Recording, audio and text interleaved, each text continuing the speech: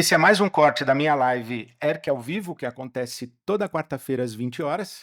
E para assistir a live completa e ter acesso a mais conteúdo original, assine ERC+.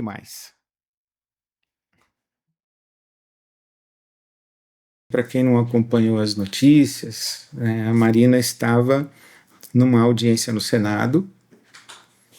Marina estava numa audiência na Comissão de Infraestrutura, falando sobre as legislações de proteção ambiental, que é o que ela faz a vida toda, né? E foi muito desrespeitada quando o presidente da comissão, Marcos Rogério, do PL de Roraima, disse para ela que ela estava sendo desrespeitosa, que ela, Marina, estava sendo desrespeitosa, e disse que ela deveria se colocar em seu lugar. Na verdade, o senador disse: coloque-se no teu lugar. Mas dizer a uma mulher coloque-se no seu lugar, como se ela estivesse fora do lugar, ou que ela estivesse naquele ambiente saindo do lugar onde ela deveria estar, é muito desrespeitoso mesmo. Eu lembro daquela frase, né, que lugar da mulher é onde ela quiser. E é isso que a gente tem que defender. E aí depois vem o senador Plínio Valério, do PSDB do Amazonas, o mesmo que disse que teve vontade de enforcar a Marina Silva, né? Palavras dele: imagine o que é tolerar a Marina 6 horas e 10 minutos sem enforcá-la. E quando ele disse isso, certamente suscitou risos da plateia. E foi esse senhor quem disse: a mulher merece respeito, a ministra não. E foi então que a Marina, ela exigiu desculpas e disse: ou você se desculpa ou eu me retiro. Porque eu tenho que ser respeitada como mulher, tenho que ser respeitada como ministro, como ministra, e eu não fui convidada por ser mulher, eu fui convidada por ser ministra. Então, se a ministra não é respeitada, eu me retiro. E eu fiquei muito impressionado que a manchete do site do Senado, onde eu fui pesquisar e fui ler a respeito, a manchete é: Marina Silva abandona reunião e audiência da comissão. Não, ela não abandonou, ela se retirou numa atitude de preservação da sua dignidade e de preservação do seu status de ministra de Estado desrespeitada numa comissão do Senado. Então ela não abandonou. Veja como é interessante, é isso que eu quero salientar.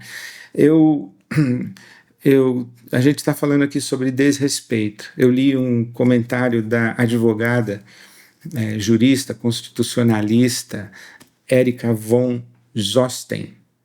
Ela disse: respeito não é uma concessão. Respeito não é uma concessão, é uma obrigação democrática. E num ambiente de debate democrático, o respeito não é uma concessão, não é eu respeito porque eu sou bonzinho, ou eu respeito se eu quero, ou eu escolho quem eu respeito e quando eu respeito. O respeito é uma obrigação que deve reger a relação do ambiente do debate público e entre autoridades da República, né? Então, os fatos são lamentáveis, mas eu não quero ficar comentando fatos, eu quero comentar o que está por trás do fato, as coisas que existem por trás do fato e dos fatos. Eu queria que esse momento de conversa semanal eu não falasse de notícias. Eu quero a oportunidade de fazer comentários a partir da minha leitura bíblica, teológica e pastoral das coisas que acontecem no nosso país e na nossa sociedade. É isso que eu quero fazer. Se eu não tiver uma leitura bíblica, teológica e pastoral sobre o que está acontecendo, é melhor não falar nada, é melhor eu assistir notícia, e todo mundo assiste as notícias nos canais que julgam razoáveis, né? Então eu quero comentar o que eu acho que está por trás das notícias, e é isso que eu quero falar. Primeiro é que o desrespeito para com a ministra Marina Silva é um padrão de relacionamento cultural homem e mulher. Não foi uma conversa no Senado, não. É o padrão das conversas, do senso comum das relações entre homem e mulher. Aquilo ali é um padrão que é caracterizado como violência simbólica contra a mulher.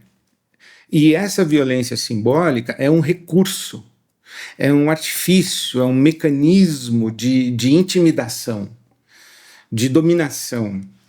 É uma forma, consciente e inconsciente, de manter a estrutura social de dominação do homem sobre a mulher. Acabei de dizer isso, né? Impedir a fala, interromper a fala, falar sobre a fala de uma mulher é uma forma de intimidação e silenciamento. Vou repetir. Impedir a fala,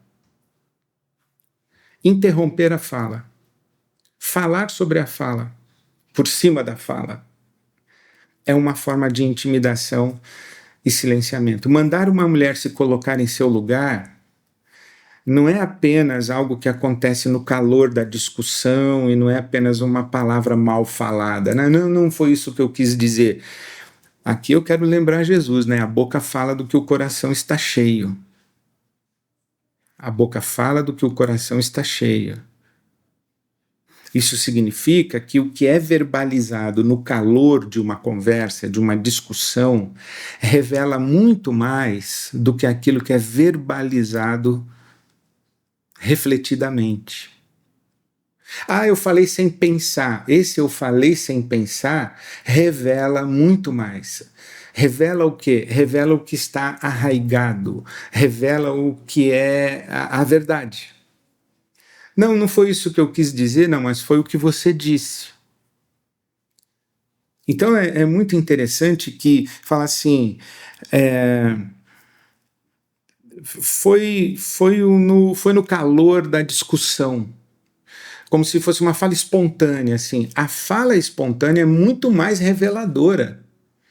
E revela o quê? Revela isso daí, essa cultura de relação masculino e feminino na nossa sociedade, do homem sobre a mulher. Revela um sentimento, revela uma atitude. Porque, assim, mesmo no calor da discussão, diante de algumas pessoas, a gente não fala desse jeito. E se fala, é uma deselegância, é uma deseducação e é uma violência mesmo. Aí já foi para a briga, foi para o confronto, né? Desrespeitou o limite saudável da conversa e do esclarecimento que se busca na conversa. Então, essa maneira de tratar que é meio que automática, é meio instintiva, essa maneira revela o quê? Revela a cultura. E que cultura? A cultura do não reconhecimento da legitimidade da presença da mulher em determinados espaços, em determinados lugares. Demonstra, revela a não admissão da capacidade, da competência, do conhecimento, das habilidades da mulher para determinadas funções. Essa coisa, né? Isso aqui é coisa de homem, isso aqui é trabalho de homem, isso aqui é lugar de homem. Precisa ser macho para estar aqui. É essa cultura que subalterniza a mulher, que exclui a mulher, que desvaloriza a mulher. E aí eu concordo com essa visão que está sendo essa tecla que se está batendo, que as falas, as brincadeiras, os comentários não maldosos, aquilo que sai sem querer, que não é tão espontâneo assim, que é um método, tem um método.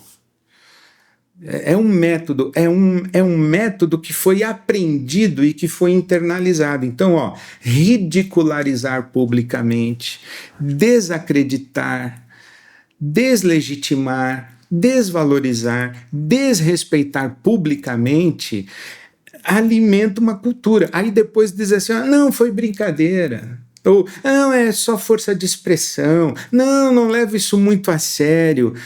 É como dizer para a mulher, você não pertence a esse lugar, eu não te respeito mesmo e trato você de maneira displicente.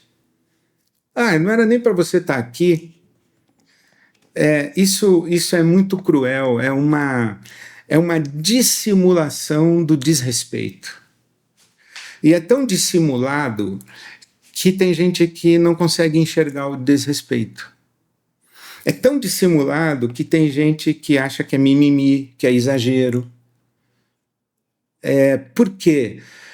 Porque acontece dentro de uma cultura estabelecida em que esse desrespeito é normalizado. Principalmente em casas onde o meu pai fala assim com a minha mãe. Em casas onde o meu avô tratou assim a minha avó. Em casas onde os filhos homens tratam desse jeito as irmãs, as filhas mulheres.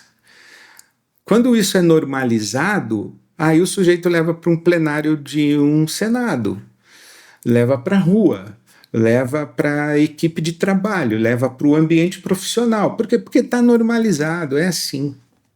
O desrespeito para com a mulher e o desrespeito do masculino para com o feminino, do homem para com a mulher, é estrutural na nossa sociedade. Eu quero expressar minha irrestrita solidariedade e apoio a Marina Silva, ministra de Estado, mulher e minha irmã de fé. Minha irmã de fé. É uma pessoa que eu tenho o privilégio de ser próximo já há mais de 15 anos e de acompanhar de perto a vida e a carreira política dessa mulher admirável. É uma das biografias mais ilustres do nosso país, admirada e respeitada no mundo todo pela sua integridade, pela sua luta incansável e pela maneira como ela se dedica à causa da preservação ambiental. Então o mundo inteiro celebra a Marina, o mundo inteiro reverencia a Marina e parece que dentro de casa vale aquela máxima de Jesus, né? O profeta não tem honra na sua própria casa. Marina é uma mulher corajosa, ousada, valente, e ela só aparenta fragilidade. E a aparente fragilidade da Marina e uma certa fragilidade na sua saúde esconde uma força espiritual raríssima. Marina é uma mulher de fé. Marina é uma mulher de fé e ela cumpre a sua vocação política como um sacerdócio. A vocação política de Marina é uma experiência espiritual para ela. É uma consciência de estar fazendo algo diante de Deus e por vocação divina. Isso é que está no coração dela.